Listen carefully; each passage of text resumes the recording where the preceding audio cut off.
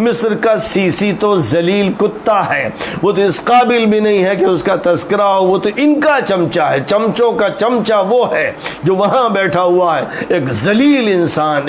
ایک محسن کش انسان، ایک حیوان۔ تمہارے ہاں تبلیغی جماعت پر پابندی، جماعت اسلامی پر پابندی، اخوان المسلمین پر پابندی، تمام اسلامی تنظیموں اور جماعتوں پر پابندی لگانے والے خبیث یہودیوں اور مجرموں فلسطینی آل نہیان اور آل سعود کے فوٹوؤں کو روند رہے ہیں، ان پر پیشاب کر رہے ہیں، ان کو تھوک پر تھوک رہے ہیں، پوری قوم کا جو مال ہے اسے کھا جاتے ہیں، پوری قوم کا جو پٹرول ہے اسے پی جاتے ہیں، اپنی عیاشیوں کے لیے ایک ایک رات میں ملینوں اور بلینوں خرچ کرتے ہیں کہ یہ ساری دولت جو آل سعود نے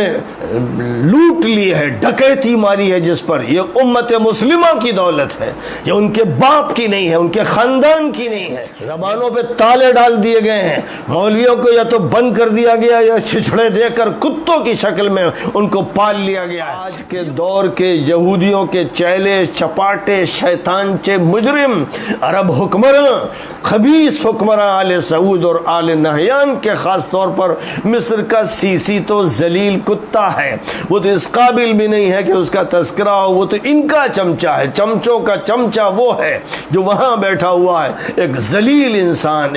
ایک محسن کش انسان، ایک حیوان۔ تو اس کا تو تذکرہ ہی کرنے کی ضرورت نہیں ہے کہ اس کا کوئی شمار نہیں، اس نے مصر کو ذلیل کر دیا۔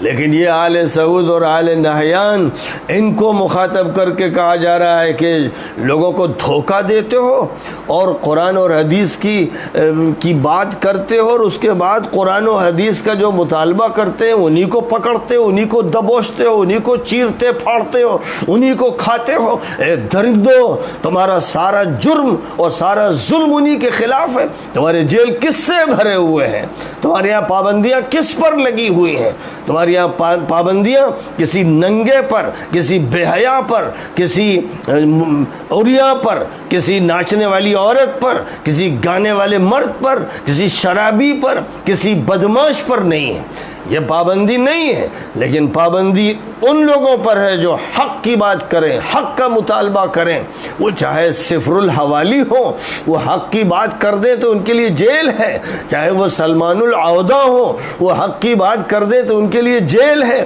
اے مجرموں، خبیثوں، یہودیوں سے بدتر ملونوں، تمہیں خطاب کیا جا رہا ہے، بات تم سے کی جا رہی ہے کہ تمہارا سارا تمہارا کردار یہی ہے کہ کس طرح سے اسلام پسندوں کو اور دینی کام کرنے والوں کو اور مبلغوں کو ختم کر دو۔ تمہیں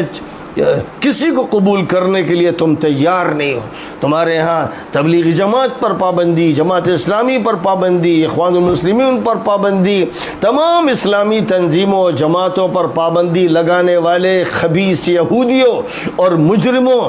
تم اتنے ذلیل ہو کہ جن ملکوں نے، جو عیسائی ملک ہے، ان جماعتوں پر پابندی امریکہ میں نہیں ہے، برطانیہ میں نہیں ہے، ان جماعتوں پر پابندی دنیا کے اور کسی ملک میں نہیں ہے، جن کی خباثتیں اپنی جگہ پر ہیں، لیکن تمہاری خباثتیں سب سے بڑھی ہوئی ہیں، تم سب سے بڑے مجرم ہو۔ آج وہ خبیث و مجرم جو 1948 سے اور اس سے پہلے سے فلسطین کی سرزمین پر برطانیہ اور امریکہ کی سازشوں اور بدماشیوں کے نتیجے میں بسائے گئے،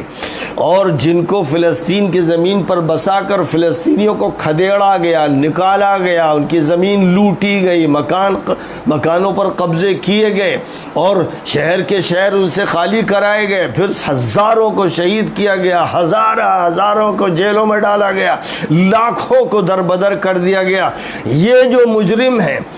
ایک طرف قرآن کہتا ہے کہ ایک بے گناہ کو بھی جس نے مارا اس نے پوری انسانیت کو مارا، اور یہ کہتا ہے کہ وَلَكُمْ فِي الْقِصَاصِ حَيَاتٌ،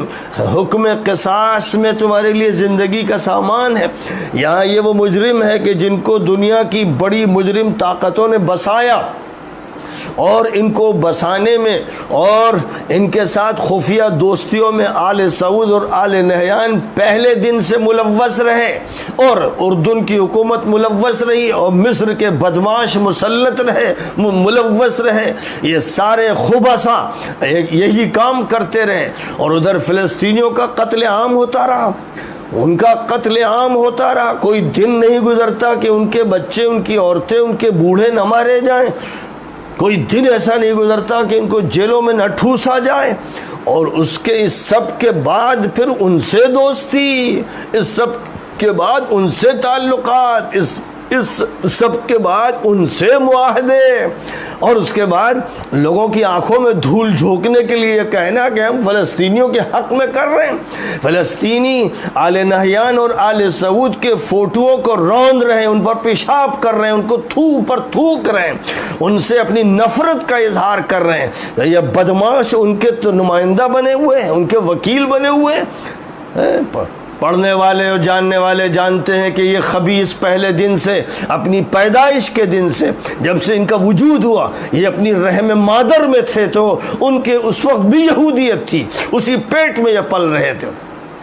اسی پیٹ سے یہ نکلے، اسی کا انہوں نے دودھ پیا، اسی نے ان کو زندہ رکھا، اسی کی تربیت کے نتیجے میں یہ جوان ہوئے یا بوڑھے ہوئے یا مرے۔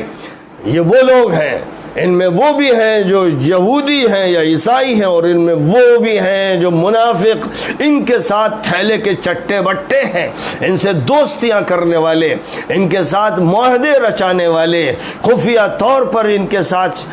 شامل ہونے والے، ان کو خوش کرنے کے لیے مسلمانوں کو مارنے والے اور فلسطینیوں کو تباہ کرنے والے، ان کو بے اثر بنانے والے، علماء کو شہید کرنے والے، ان کو جیلوں میں ٹھوسنے والے، اسلامی جماعتوں تنظیموں پر پابندی لگانے والے، اور عریانیت اور شراب اور جوئے اور بدماشیوں اور سود کی کھلے بندوں اجازت دینے والے، یہ وہ خبیث و مجرم ہیں، اور ساتھ ساتھ حرام خور ہیں۔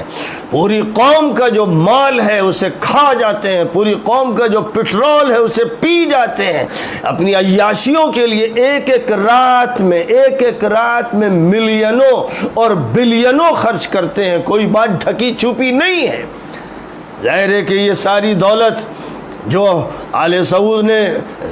لوٹ لی ہے، ڈکیتی ماری ہے جس پر، یہ امت مسلمہ کی دولت ہے، یہ ان کے باپ کی نہیں ہے، ان کے خاندان کی نہیں ہے۔ یہ دولت جس پر آل نہیان نے قبضہ کر کے یہودیوں کے ہوٹل بنائے ہیں، اور جنہوں نے ان کو تجارتیں سونپی ہیں، اور جو ان کے ساتھ دوستیاں رچا رہے ہیں، اور جن کے یہاں دنیا بھر کی ننگی عورتیں آتی ہیں، اور جن کے یہاں ہوٹلوں کے اندر قہبہ گری کے سارے انتظامات کیے گئے ہیں، اور عوام میں سے سب جان رہے ہیں، زبانوں پہ تالے ڈال دیے گئے ہیں، مولویوں کو یا تو بند کر دیا گیا یا چھچڑے دے کر کتوں کی شکل میں ان کو پال لیا گیا ہے۔ یہ وہ صورتحال ہے۔